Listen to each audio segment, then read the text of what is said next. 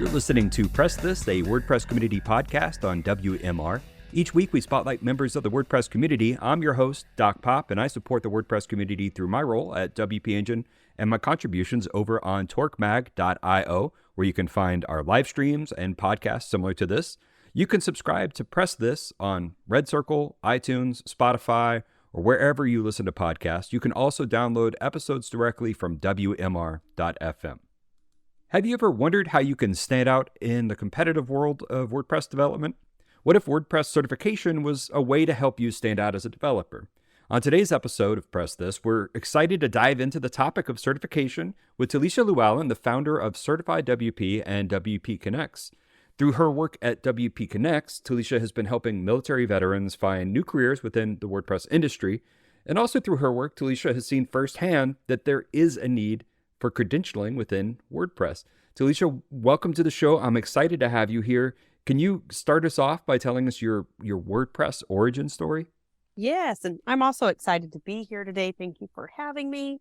But I think my WordPress origin story started pretty much like a lot of people when COVID started. As soon as COVID started, there started being like the beef shortage, and I own a farm. And so when everybody was talking about how shortage of beef there was, I was like, I have a whole field of cows. So I ended up needing a website. So I reached out to the one person I knew that worked in tech, Corey Miller at PostStatus, and was like, hey, I need a website. And so instead of doing it for me, he taught me how to create a website. And it's the first one I ever created. It is still live, and it still looks like the first one I ever created. And since then, it just kind of snowballed into what it is now of working with WPConnects and CertifyWP. I love that Corey helped teach you how to build your own website. That sort of sounds like some lesson, like teach someone how to build a website and they'll build websites for days or whatever. You know, like the fishing one. Seriously, it's the whole fish. You give a man a fish and he eats for one day. You teach him how to fish, he'll eat for the rest of his life. Seriously, one of those. He taught me how to make one, and then I think I've made 5 or 6 websites at this point. Still not a lot in comparison to most people, but more than I ever thought I would ever create. After that experience, I know that you started WPConnects. Can you tell us a little bit about that organization? Yes. WPConnects is a company that helps active duty and separating military personnel, or I should say U.S. military personnel, receive training for their next career path. We have 3 different training platforms at this time that they go through depending on what stage of their military career they're in. So the whole goal is for us to train them and then help them be very successful whenever they do separate from the military and they start their civilian life. So WordPress is just part of that training? There's other potential education that you're doing? Yeah. So WordPress is our main focus. Currently, we are using, so the 3 platforms we have, our training programs we have.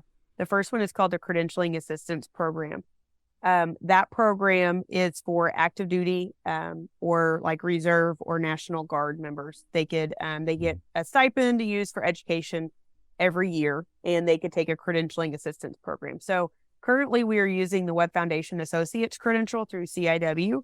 But that's where CertifyWP came in, because I really needed a WordPress credential to teach these men and women at that very first stage. After they're ending their service contract, they're in the last 180 days of their service contract, they could join our Skill Bridge program, which is a WordPress Skill Bridge program. This is a 12 weeks hands-on instructor-led course where they come into a Zoom meeting, because we have people all over the U.S. We've had a couple in Germany, because they're stationed over there. So we're trying to make this as all-inclusive as we can for people wanting to really learn WordPress. Inside the SkillBridge course, they learn how we have a pretty good structure model now. We're also teaming up with Robbie at OS Training to flush out a couple of the bugs that we have. So either way, they're going to go through that CA program, the SkillBridge program, and we now have an active apprenticeship program. So once they finish that SkillBridge program, they can apply to join our apprenticeship program that we have hooked up with 3 other companies, and WPConnects also hires apprentices too for whenever we're building websites. So it's a really 3-step process. It's through that process that you're talking about that you've actually encountered a need for certification, because some of the organizations that you're partnering with, very veterans organizations, they request some sort of credentialing or certification program as, if they're going to be involved. Is that right? Yeah. So for that credentialing assistance program, there has to be a community built credential. And when we're even just going through our training, the Web Foundation Associate credential is a very good credential. It's lacking in some of the things that we need them to know for our WordPress Skill Bridge course. So it really got me thinking that we really need a WordPress credential just for WPConnects. But then the more people I talked to in the community, and I worked at Post Status, and the people I talked to in the community while I was over there, there's just kind of always seemed to be that need. You have people that say they go to a job interview and they say, I'm a WordPress developer. That can mean a lot of different things. That can mean you've made a couple sites to you could handle those big mega corporation websites, WordPress websites. And so there's just not really a standardized foundation of education. So hiring managers are having problems kind of determining what somebody's skill level is in an interview.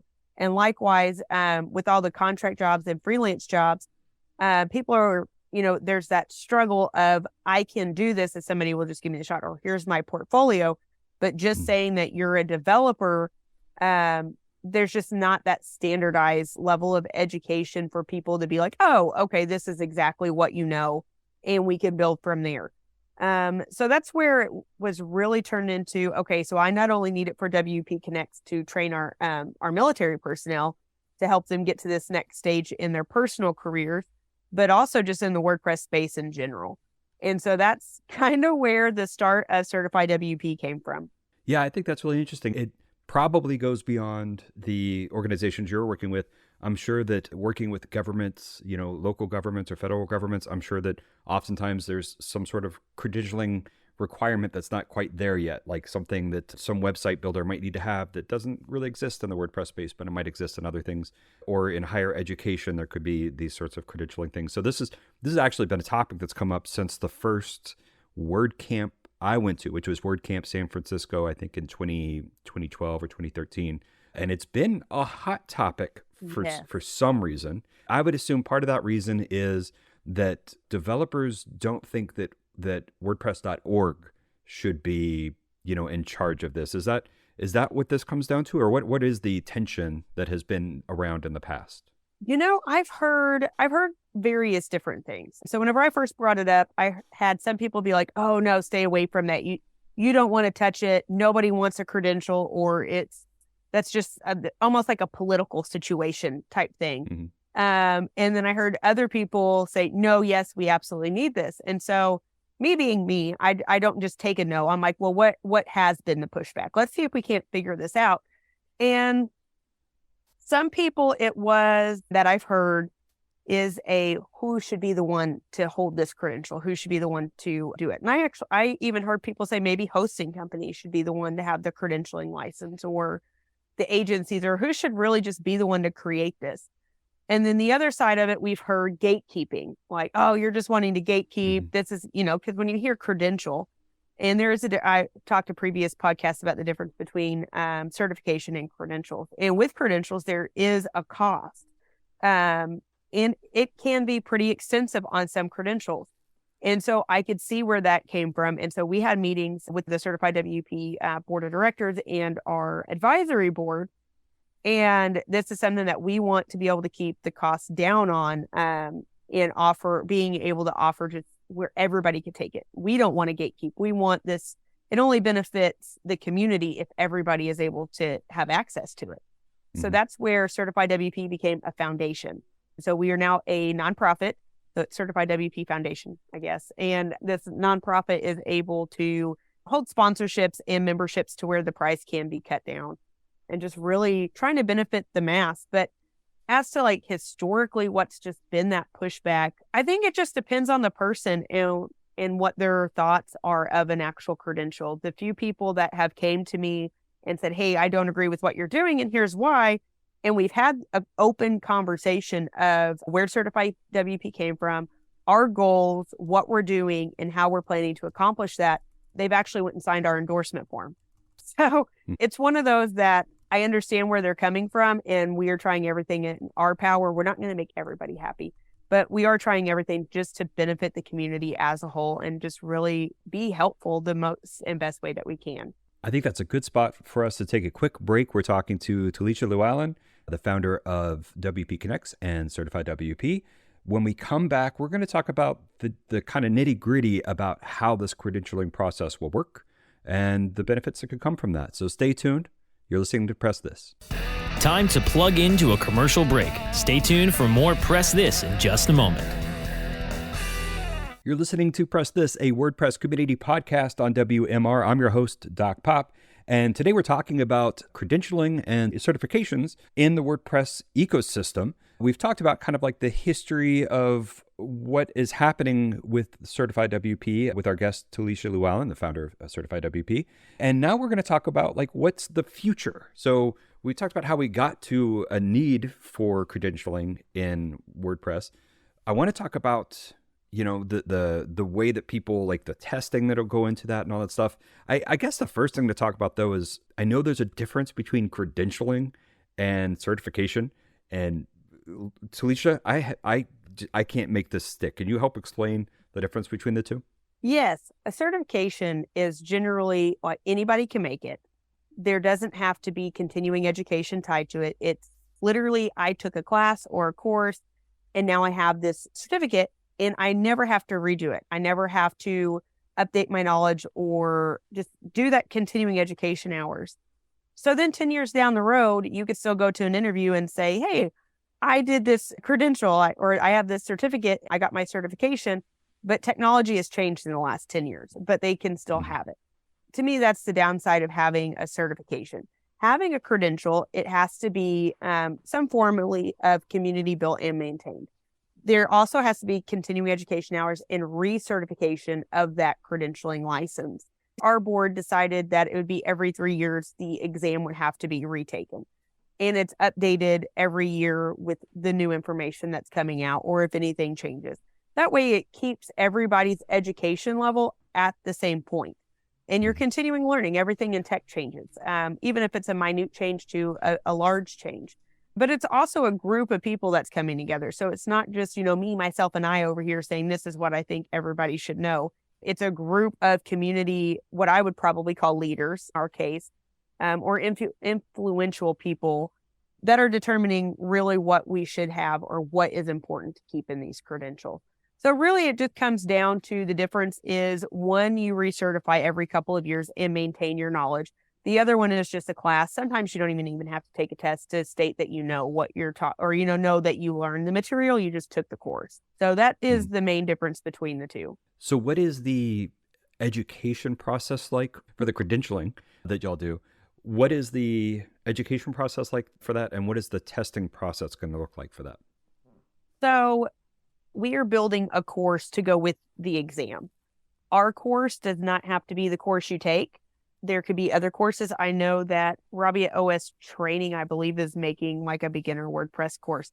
Our course is hand tied to the exam because we have the ability to do that while we're making it right now.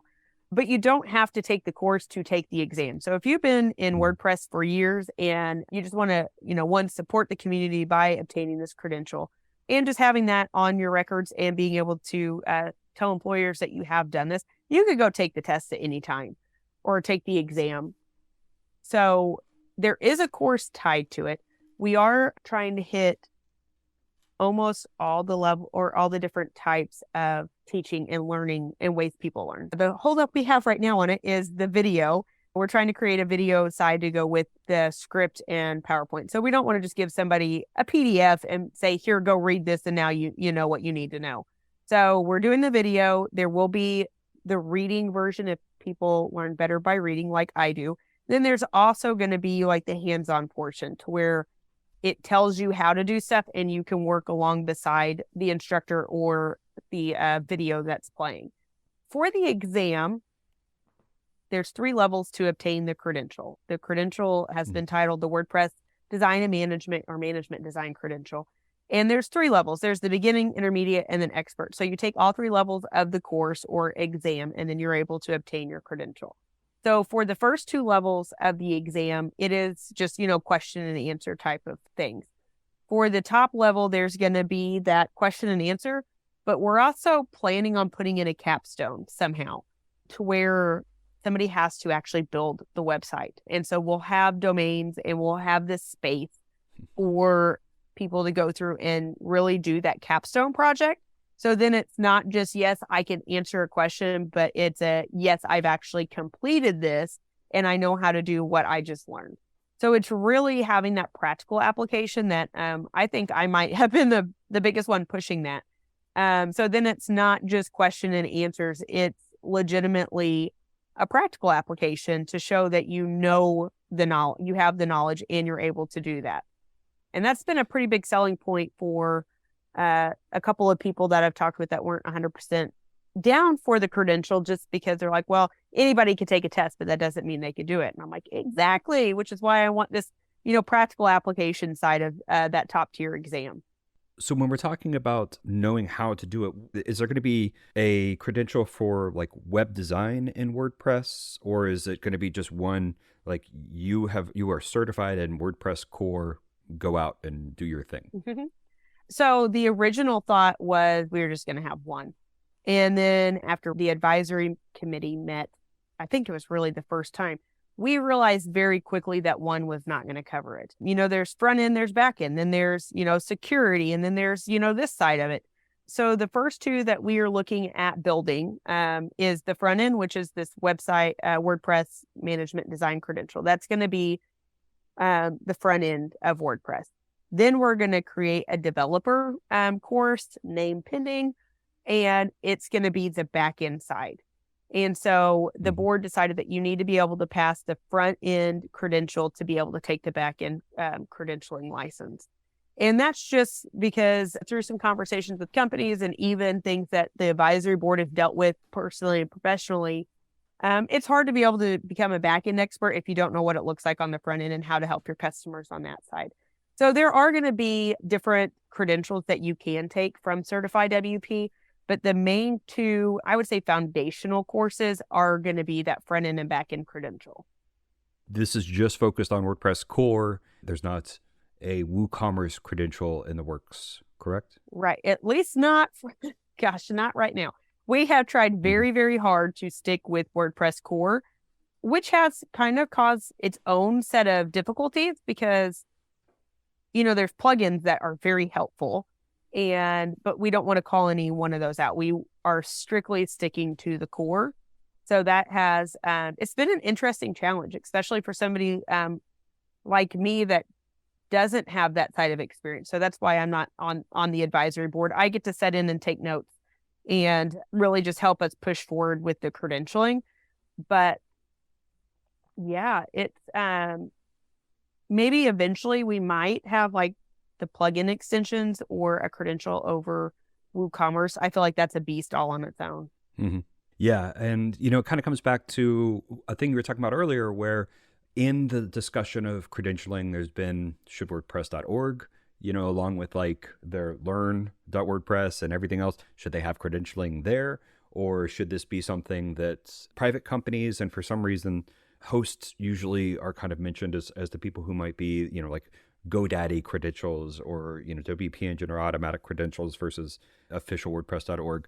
And, it does kind of make me think when you're talking about, possibly someday, a WooCommerce credential. I'm just kind of wondering, do you think that would be something that would be better for like WooCommerce to do? Or do you think that would be something that's better for like a nonprofit that's kind of independent to be doing? That's a really good question. At this time, I would definitely say that WooCommerce would be a great place to host, hold that credential. Like I said, just because to me that is a whole beast on its own. In the few sites I've made with WooCommerce, I just want to chunk the computer into the other room. But that's just probably my lack of knowledge on that.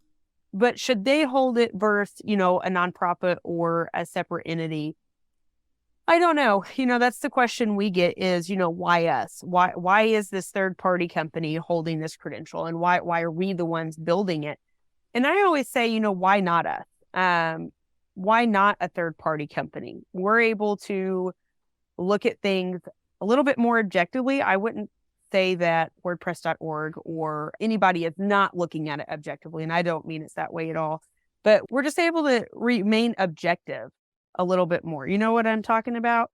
So whenever it got brought up by agencies or hosting companies at one point, if they should be the ones, I heard by a few people, well, they might not be as objective, because then they'll say, well, you have to use one of our credential holders. And then that's where you could get into the price situation or that situation.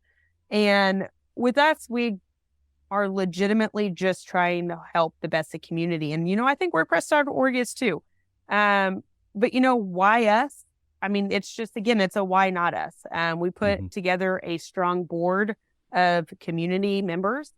And I think that if somebody in the WooCommerce space could do that for them and hold it as a separate company and be able to have that strong board, and I think that they would be able to do it great, just like we are. I think that's another good spot for us to take a quick break. And when we come back, we'll continue our conversation with Talisha Lewallen, the founder of CertifyWP, about WordPress credentials. So stay tuned. Time to plug into a commercial break. Stay tuned for more Press This in just a moment. Welcome back to Press This, your certified source for WordPress news and information. Today we're talking to Talisha Lewallen, the founder of WPConnects and CertifyWP, about the importance of credentialing and how it can help WordPress developers get jobs and get opportunities in places that currently require credentials. And I guess just in general, like how it could help developers stand out. Like Talisha, you were saying you have designed 5 sites, which is very impressive. I think that's about how many sites I've built in my 15 years doing WordPress. But you wouldn't consider yourself a WordPress expert, correct? You would be sort of an example of like, you've built WordPress, but you're not necessarily someone that would get hired by a large company to be their WordPress expert. Yeah, I don't think they would want me to. I really don't think they would want me to. I can build a website and, I think that it looks good. However, if you ask the people on my team, they will tell you not to let me touch your website. I probably break my site more time than I do anything else because I'm the trial and error person. Like, I want to get in there and be like, okay, I know it could do this. I'm going to figure it out. And the next thing I know, I 404'd the page. And so then I have to call somebody else and be like, can you go back and reset that or fix this? And so, yeah, I could say, like you said, like you built 5 in 15 years. I've built 5 in 4 years. I don't know how long it's been at this point, but I haven't made huge websites, or I haven't, just little ones for either myself or managed a couple other sites for some friends just because they had somebody built it and they needed something done. Or so, yeah, in a way, I just wouldn't consider myself an expert. But having a standardized level of education would help stuff like that. So if I went into an interview for a WordPress expert position, I could say, yes, I built 5 websites and I've managed, 3. And I've put in WooCommerce and I've done all of this. But on the other side, they wouldn't want to hire me to do it just because I feel like, again, that I break my site more times than I do anything. And a lot of things are kind of trial and error. So potentially this certification, beyond the needs that y'all have at WPConnects, this could be something that if I went to Fiverr, and wanted to hire a WordPress person to make some changes, or if I was a company looking to hire a WordPress developer to build our restaurant website, this is the sort of thing that could help just beyond your specific needs that you built this for. This is something that could help hiring in general. Yes. And that is, I've actually brought up Fiverr several times whenever I talk to people. Fiverr is a great platform. I hire people all the time off of Fiverr. And whenever I first started looking at the credentialing, I went through and looked at probably an ungodly amount of WordPress developers and website designers on Fiverr. And the common thing that you saw was that I'm a WordPress developer, or some even said that they were licensed or credentialed in WordPress. And I'm like, you're full of crap, because there isn't one. Yeah. But if I didn't know, and that's what I try to look at on the standpoint of, if I didn't know anything about websites, what would I be looking for? I would be looking for a developer that was licensed or credentialed because they would know what they were doing. It's just like an auto mechanic. If you take your car somewhere, you want them to have the credentialing. And pretty much every industry has some form of credentialing. Whenever you get in a car wreck, your insurance company makes you take your car to, there's a certain credential for the auto mechanics that work on wrecked cars. Cannot think of the credential right now, but there is that. The same thing with, teacher's licenses and nursing license. You have to renew those. You have to continue your education. Same thing with like chiropractors. But in tech industries and in just any type of, I'm going to call it like a hands-on industry, there are credentialing. And it's for that because people that don't know anything about it, I do not know anything about my car. I'm going to look for somebody that is licensed and credentials to know what they're doing, to know that they're not going to break it or run it or compromise my site to, somebody else. And so that's really the point behind this. It's, yes, it's supposed to help companies and hiring managers hire better employees, but it's also supposed to help those of us that do contract work or that get on, are listed on Fiverr, but also to give our customers a little bit more protection as well, knowing that the person they have messing with, but designing their site is actually somebody that is knowledgeable. And again, I keep saying knowledgeable and baseline education, but that's what they need to know. And I would very much hope that Fiverr would be able to adopt the WordPress credential as something that their developers need to have on their sites to be able to be that next level on there. That's probably a pipe dream,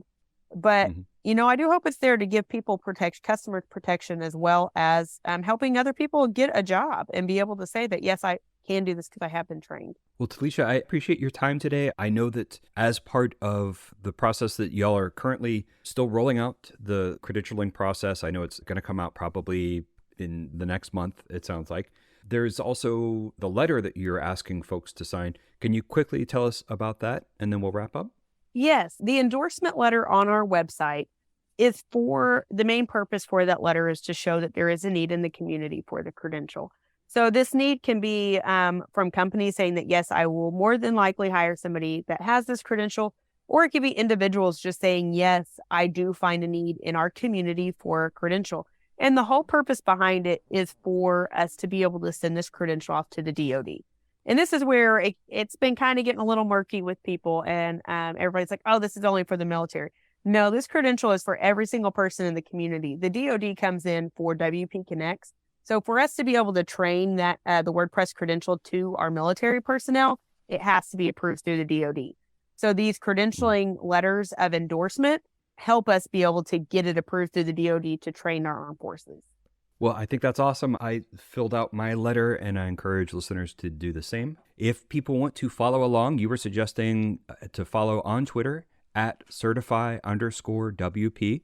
And I think that's a great spot for us to wrap up today. Talisha, I really appreciate what you're doing with WPConnects and CertifyWP. And huge shout out to all the advisory board too. I know there's a lot of volunteers and a lot of people who are excited to make this happen. You've been listening to Press This, a WordPress community podcast on WMR. My name's Doc. You can follow my adventures with Torque Magazine over on Twitter at @TorqueMag, or you can go to torquemag.io for more live stream interviews and podcasts like this, as well as tutorials. You can subscribe to Press This on Red Circle, iTunes, Spotify, or download directly from WMR.fm. Thanks for listening to Press This. We'll see you next week.